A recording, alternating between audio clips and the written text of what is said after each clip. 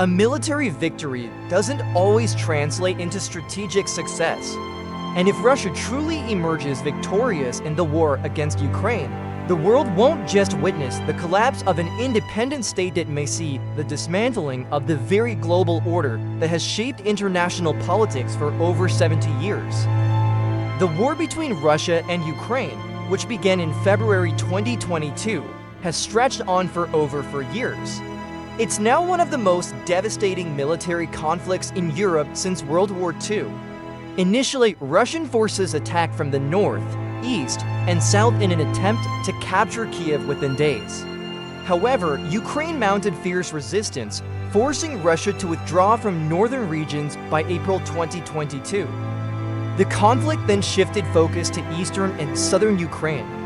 Russia captured major cities like Mariupol and Lysychansk, but Ukraine launched a strong counteroffensive in September 2022, reclaiming large parts of the Kharkiv region. In 2023, the war turned into a prolonged battle of attrition. Russia built dense defensive lines, while Ukraine's counteroffensives made only limited progress. Russia increasingly relied on missile and drone strikes to damage Ukraine's infrastructure, while Kyiv responded with drone attacks deep inside Russian territory. From 2024 to mid-2025, the war has remained locked in a stalemate. Fierce fighting continues along the front lines, but neither side has achieved major breakthroughs. Ukraine struggles with shortages in weapons and aid, while Russia sustains its war effort with support from allies like China and Iran. Peace negotiations remain stalled. Many believed Ukraine would quickly fall under Russia's overwhelming military pressure.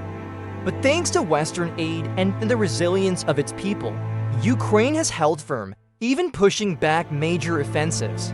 However, war isn't just a contest of weapons, it's a long-term game of attrition and strategy. And as the West grows fatigued, aid slows, and global attention wanes, the once unthinkable scenario of a Russian victory has become far more plausible. So if Russia does win, what happens next?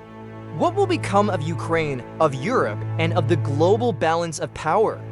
Let's dive into a hypothetical, but increasingly realistic scenario, and examine the far-reaching consequences of such a victory. First, what exactly constitutes a victory for Russia? In the minimal scenario, Russia seizes complete control over the Donbas region and secures a land corridor connecting Crimea to southeastern Ukraine.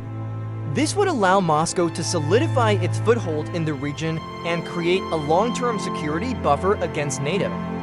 In a more ambitious scenario, Russia could occupy southern Ukraine entirely, cutting off Kyiv's access to the sea and forcing a peace agreement that renders Ukraine permanently neutral and NATO ineligible. And in the most extreme scenario, Russia topples the Zelensky government, installs a pro-Kremlin regime in Kyiv, and turns Ukraine into a client state similar to Belarus, or even begins annexing portions of it into the Russian Federation. In all these cases, Ukraine would lose control over its sovereignty, territory, and independence. It would be a national catastrophe for the Ukrainian people and a geopolitical earthquake for Europe. For ordinary Ukrainians, the future under Russian victory is bleak. Many would flee westward permanently, seeking safety and freedom in Europe. Those who remain could face a repressive regime where Ukrainian language and culture are suppressed, media is censored, and any expression of national identity is labeled subversion. Schools might be forced to adopt Russian curricula. Historical monuments could be destroyed, the cultural identity of a proud nation erased. An independent, democratic Ukraine would cease to exist in all but name. But is this truly a win for Russia?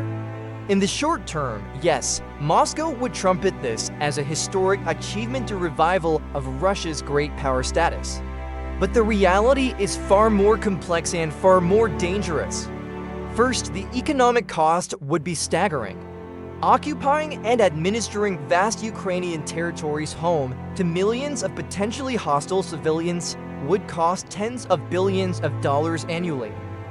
Russia would need to station hundreds of thousands of troops just to maintain order. Infrastructure that was destroyed in the war would need to be rebuilt by Russia, and at Russia's expense. And with sanctions from the West likely to remain or even intensify, Russia would face long-term financial and technological isolation. The ruble would continue to weaken, foreign investment would vanish. Russian industries, cut off from Western technologies and markets, would stagnate. And then there's the resistance. Even if Ukraine falls militarily, it's unlikely to surrender in spirit. Guerrilla fighters, paramilitary groups, and underground networks would persist. They'd sabotage supply lines, attack Russian officials, and launch drone strikes. Just as the Mujahideen bled the Soviet Union in Afghanistan, a Ukrainian insurgency armed and supported covertly by the West could do the same to modern-day Russia. What seemed like a swift victory could become a never-ending quagmire. Meanwhile, Europe would enter a crisis of confidence. Eastern European countries like Poland, Romania, and the Baltic states would see themselves as potential next targets. They'd scramble to rearm, demand larger NATO troop deployments, and possibly request American tactical nuclear weapons on their soil. Western Europe, particularly Germany, France, and Italy, may seek a more conciliatory approach, hoping to restore trade ties with Russia, reduce energy costs, and maintain domestic political stability. This East-West rift within the EU could fracture European unity and resurrect a modern-day Iron Curtain not built of concrete and barbed wire, but of mistrust, fear, and ideological divergence. Even more alarming is the message this would send to Beijing. China has been watching the Ukraine war closely. If Russia can invade and subjugate a sovereign country without facing direct military consequences from the West, then what's to stop China from doing the same to Taiwan? And if the US fails to deter Russia, would it have the credibility or the will to deter China? A new axis of power could emerge: Russia, China, Iran, North Korea. They would share military technologies, exchange resources, and challenge Western influence across the globe. In this new world, aggression pays off and rules are made by those with the guns. The economic consequences of such a victory would also ripple worldwide. Ukraine is one of the world's largest grain exporters. Its fertile lands feed tens of millions of people, particularly in Africa and the Middle East. If these supplies are cut off or monopolized by Russia, global food prices would spike, fueling hunger and political instability in the developing world. Meanwhile, with expanded control over oil and gas infrastructure, Russia could weaponize energy exports even more effectively, especially against Europe, which remains partially dependent on Russian fossil fuels. Electricity bills would skyrocket across Western Europe. Consumer goods would become more expensive. Inflation would soar, protests would erupt. Governments would fall, populism would rise. And the democratic foundations of Europe could begin to crack from within. But the most dangerous consequence of a Russian victory isn't military or economic. It's psychological. If Russia can conquer another sovereign state and redraw borders by force, what's stopping others from doing the same? Smaller nations like Moldova, Georgia, Armenia, or even Southeast Asian states like the Philippines or Vietnam might conclude that international law is meaningless. The result, an arms race, not just in tanks and drones, but in nuclear weapons. If the world's treaties and institutions can't protect the weak will arm themselves by any means necessary.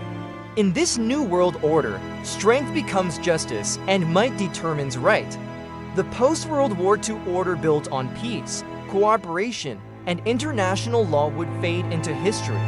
Instead, we'd enter an era of chaos, uncertainty, and permanent instability. In conclusion, if Russia wins the war in Ukraine, it won't just be Ukraine that loses.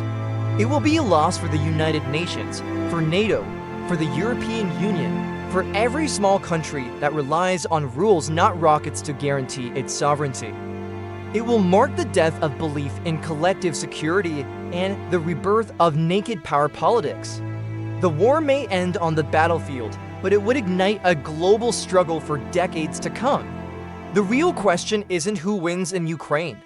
It's who's next when the world stops defending what's right.